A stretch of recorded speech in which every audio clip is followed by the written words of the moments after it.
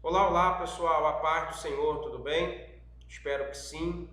Nesse momento nós vamos dar continuidade aos nossos estudos da disciplina Atos dos Apóstolos, dessa vez com o tema Bases Temáticas do livro de Atos, onde nós vamos nos ocupar em trabalhar os principais temas que envolvem a literatura, tentando nos direcionar para uma compreensão melhor de tal livro, ok? Então pegue seu caderno, sua caneta e vamos tomar nota de tudo aquilo que for relevante para a nossa disciplina. O primeiro slide que eu separei para vocês aqui é o tema relacionado ao surgimento da igreja. O que é a igreja? Dentro do livro de Atos, trata-se da reunião de pessoas identificadas por uma promessa. Atos capítulo de número 2 vai retratar a ideia de que 120 discípulos estavam reunidos no cenáculo por ordem de Jesus, aonde o mesmo diz: ficai em Jerusalém até que do alto vocês possam ser revestidos de poder. Então existia uma promessa. A promessa era que eles seriam revestidos de poder. E para serem revestidos de poder, eles precisavam estar em Jerusalém, ficar em Jerusalém, ser inseridos dentro daquele ambiente crítico, caótico, de forte ameaça, uma vez que foi ali que o próprio Cristo havia sido crucificado, e diante dessa grande população que estavam atrás dos discípulos de Cristo para fazer com eles exatamente aquilo que tinham feito com o seu mestre. Então a ordem era: fiquem em um lugar hostil, descansem em um lugar de guerra, de caos.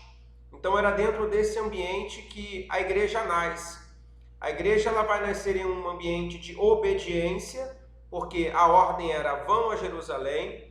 A igreja ela cresce, ou melhor, ela nasce em um ambiente de perseguição, porque eles estavam ali dentro de uma característica de perseguidos.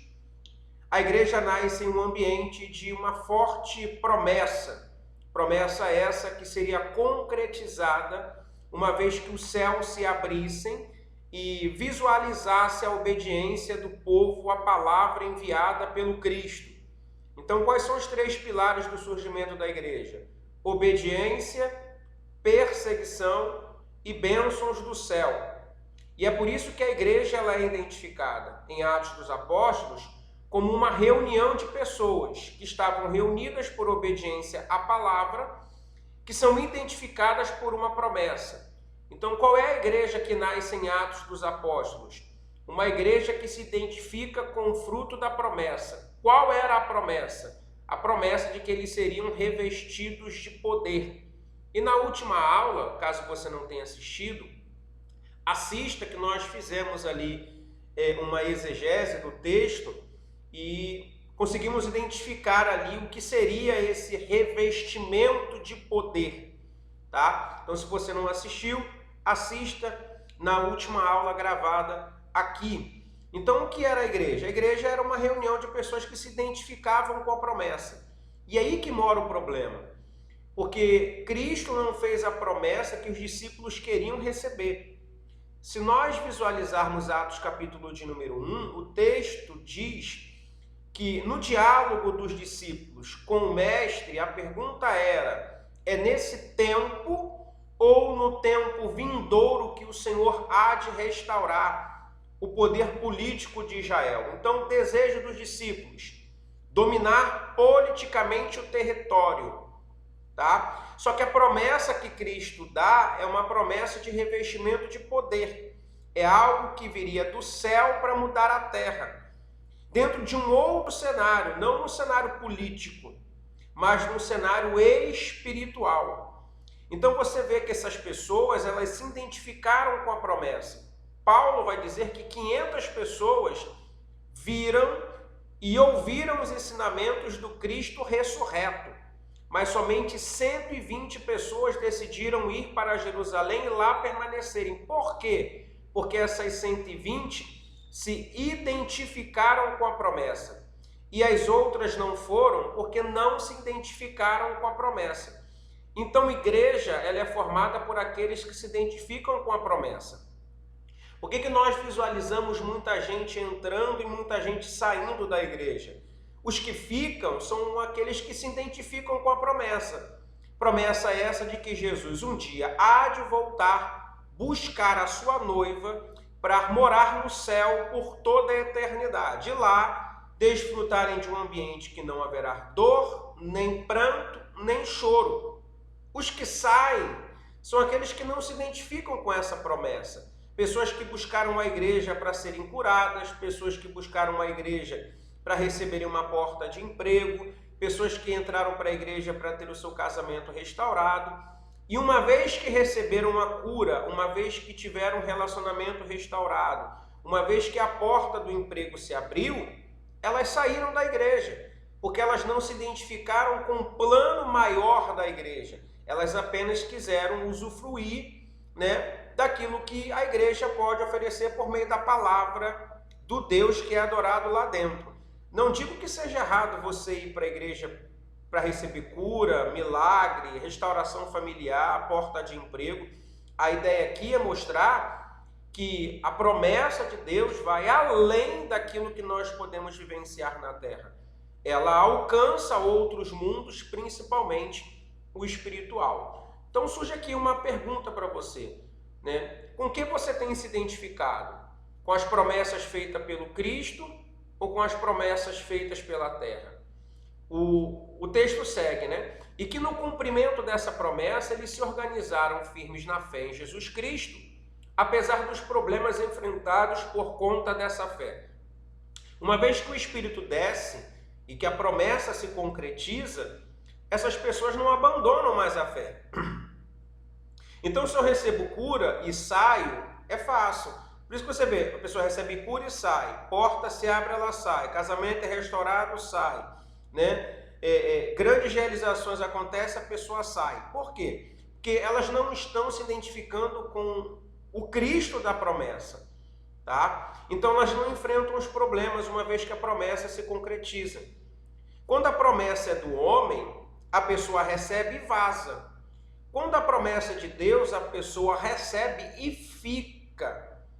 Porque a promessa que é de Deus, ela gera forças para você enfrentar os problemas que essa promessa traz. A concretização de uma cura não gera problemas, perseguição. A concretização da cura, da restauração de um casamento não gera perseguição. A concretização da porta de emprego não gera perseguição. A concretização dos filhos saírem das drogas não gera perseguição. Mas quando Deus cumpre a promessa de te encher do Espírito Santo, gera perseguição. Porque o diabo, ele não tem problema algum de te ver curado, com um casamento em paz, com uma porta de emprego feliz e com a família reunida. Ele não tem problema quanto a isso. Por vezes, ele mesmo oferece isso para os seus. Mas o diabo, ele tem um grande problema. O problema do diabo é ver pessoas recebendo daquilo que é de Deus para que eles possam viver de forma decente na terra. Então, quanto mais cheio de dinheiro você for, menor vai ser o impacto que você faz com o diabo. Agora, quanto mais cheio da presença de Deus você for, maior vai ser o problema que você vai gerar para o diabo. Então, a igreja ela surge dentro desse cenário. A igreja não recebe do alto dinheiro, casa própria, carro do ano e roupa de marca. E por isso ela não é perseguida. A igreja recebe poder do alto céu e por isso ela enfrenta a promessa. Tá ok? Segundo slide, tem por tema o Espírito Santo. A manifestação do poder através do Espírito Santo foi uma iniciativa divina. Ou seja, não foi uma ideia do homem, não foi um plano da igreja, não foi um desejo pessoal das pessoas, tá? A ideia da manifestação do Espírito Santo, do enviar do Espírito Santo, foi de Deus. Foi uma iniciativa do Pai. Foi Ele quem optou por nos dar tal dádiva. Com qual propósito? O propósito da descida do Espírito Santo, de acordo com o livro de Atos dos Apóstolos, é promover a autenticidade espiritual. Uma vez que nós temos uma divisão, Corpo, o aspecto físico, alma, o aspecto emocional, e o espírito, aquilo que nos liga a Deus. Então, todo ser humano ele tem essa três divisão: corpo, alma e espírito. Só que esse espírito, sem ser o Espírito Santo, nos torna apenas alguém espiritualizado. Quando uma pessoa ela é cheia do Espírito Santo, esse espírito ele ganha autenticidade, ou seja, um selo de qualidade. Agora você carrega sobre a sua vida, uma vez que você aceita Cristo, não só o sangue do Cordeiro, mas você também carrega a autenticidade espiritual. Agora não é o espírito de José, de Maria, de Dirceu. Agora é o Espírito do Senhor que habita em nós. Não é o meu espírito que habita em mim. Agora é o Espírito Santo de Deus que habita dentro de mim. Então é como se fosse uma mudança espiritual. Sai o meu e entra o dele. Saio do homem e entra o de Deus.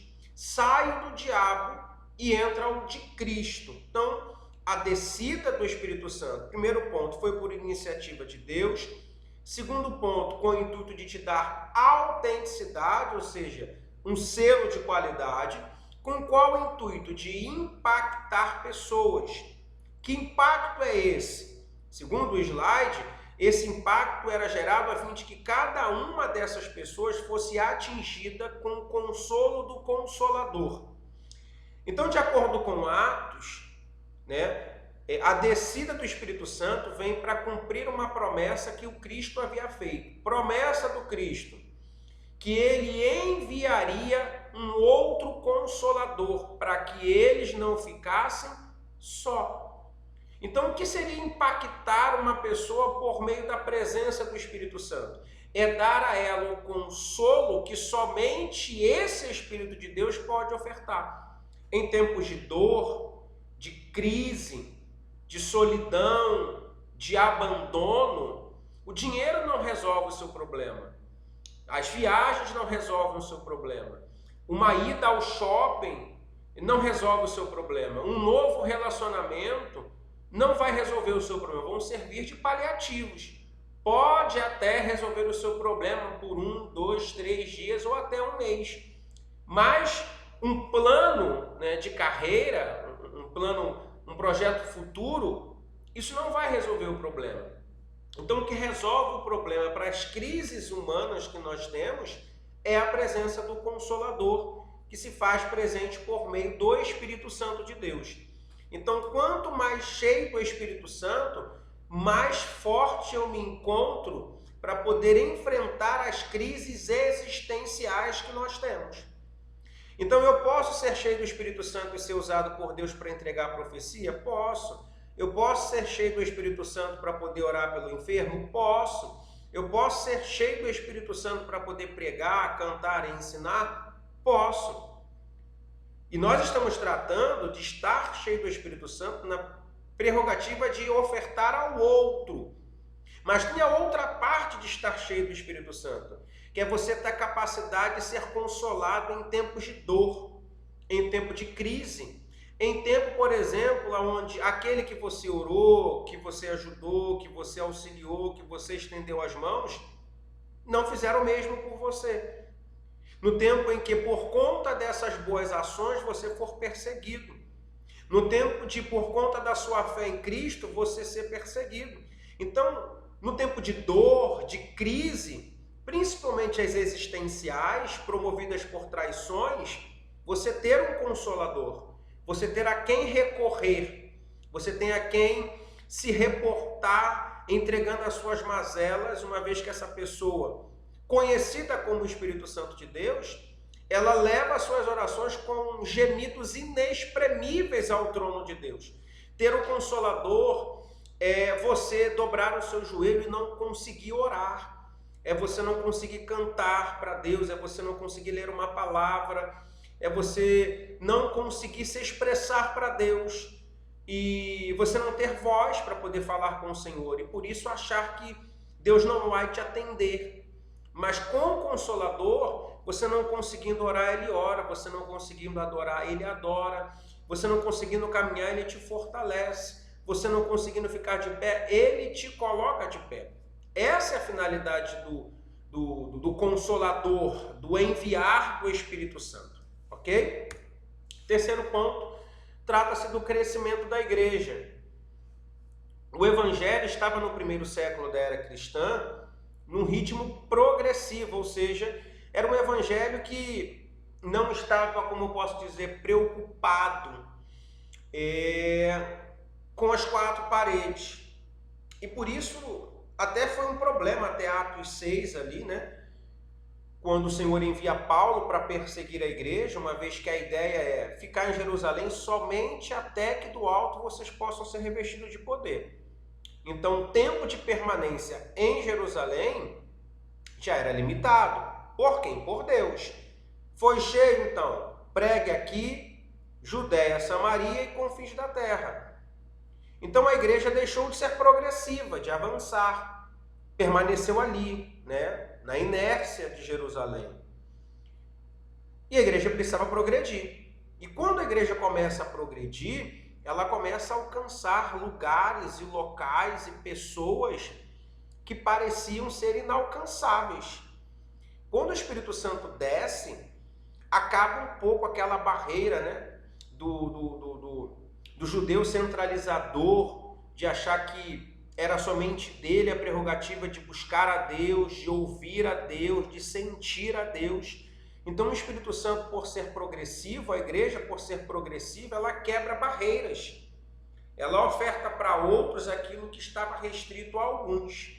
Então agora não é só um grupo seletivo, mas sim agora todos os povos e todas as nações podem receber aquilo que do alto foi derramado sobre um grupo de 120 pessoas em obediência dentro do cenáculo. E tudo isso estava acontecendo por amor ao Senhor e o entusiasmo pela obra. Então as pessoas faziam por amor, não faziam por dinheiro, faziam por amor. Amor à obra, amor a Deus e principalmente por amor às vidas, por amor às pessoas, por amor aos seres humanos. Acredito eu que nesse período a igreja cresce e progride porque o senso de humanidade dentro dela estava elevadíssimo. E não confundam humanidade com carnalidade, tá? Com mundanismo.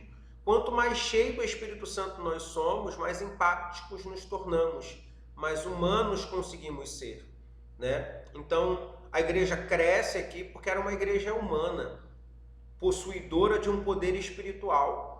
E quando isso acontece, quando essas coisas se unem, não tem diabo que possa parar. E aqui surge o nosso último tópico, que é a oposição exercida pelo governo, né? Na tentativa de acabar com esse senso de humanidade que Roma não entendia muito bem. Então a novidade de vida e da transformação de viver pela fé, sem nada a temer, chamou a atenção do sistema constituído de governo e religião, que era Roma na época, né? Roma tinha o hábito de comandar pela ditadura, pelo medo, pelo terror, pela ameaça, pela morte, pela prisão. Então escreveu, não leu, você sabe o resto da frase, o pau comeu. Então Roma tinha o hábito de prender as pessoas que não obedeciam às suas ordens, de crucificar as pessoas que não obedeciam às suas leis. E se deparam agora com um povo com um senso de humanidade tão grande e com um poder espiritual tão elevado que eles não temiam nada, nem muito menos a morte. E matar para Roma não era simplesmente dar um tiro e acabou, né? Era torturar, era fazer a pessoa sofrer até o limite máximo da vida humana. Então eles não temiam essa situação, porque eles acreditavam naquilo que eles estavam fazendo. Então era uma igreja que não temia o governo, não temia a religião, porque a igreja ela sofre dois tipos de perseguição, né? A perseguição primária é a perseguição religiosa exercida pelos judeus da época, que não aceitavam os discípulos de Cristo, e essa perseguição foi muito dolorosa, porque era uma perseguição exercida por aqueles que poderiam dar um respaldo, um conforto, uma proteção, mas a perseguição ela veio pelo lado de dentro, dos seus próprios irmãos, das pessoas que estavam do lado de dentro. Então a primeira perseguição que a igreja sofre, a primeira oposição que a igreja sofre é do lado de dentro, não é do lado de fora, né? E a segunda perseguição foi a perseguição política, exercida principalmente ali por Nero, que vai matar os dois pilares principais dessa nova era, que foi o apóstolo Paulo e o apóstolo Pedro. Então a segunda perseguição foi uma perseguição política. E o interessante disso tudo, que o livro de Atos dos Apóstolos nos mostra, é que mesmo diante de tamanha perseguição religiosa e política, a igreja não para, ela cresce, ela avança, porque apóstolos decidiram tomar atos de fé, fazendo com que a igreja se estruturasse e conseguisse lograr êxito em suas ações. Então, quero agradecer a vocês pelo tempo que fiquei aqui com todos. Espero que eu tenha conseguido ser claro na minha fala e que você tenha sido enriquecido por esses ensinamentos. Que Deus abençoe e até a nossa próxima aula ou até o nosso próximo encontro. Deus abençoe a vida de vocês, no nome de Jesus.